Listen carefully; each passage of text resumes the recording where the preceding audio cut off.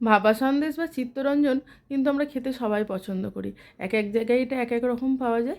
আমরা যখন গ্রামে থাকতাম এতে কোনো ফ্লেভার থাকতো না। কলকাতায় বেশিরভাগ মিষ্টিতে ভীষণ ফ্লেভার থাকে, যেটা আমরা একদম অভ্যস্ত নয়। কিছুটা ছানা একদম জল ঝরানো ছাড়া ব্লেন্ডারের মধ্যে দিয়ে দিলাম।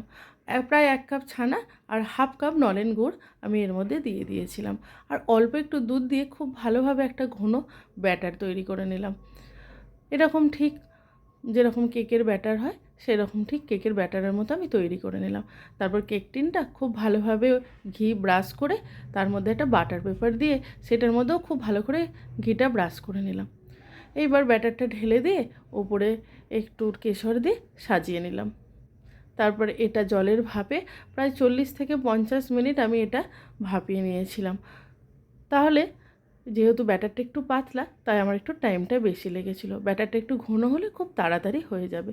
যখনই হয়ে যাবে তখন ওই ছুরির মধ্যে কিন্তু আর কিছু লাগবে না। তখন আর একটা প্লেট উল্টে এটা ঠিক 4-5 ঘন্টা ঠান্ডা করার পর এরকম উল্টে বাটার পেপারটা তুলে দিতে হবে। তাহলে এবার টুকরো টুকরো করে কাটলেই রেডি। আর মুখে দিলেই কিন্তু মিলিয়ে যায়, এত সুন্দর টেস্ট হয় এই ভাপা সন্দেশ।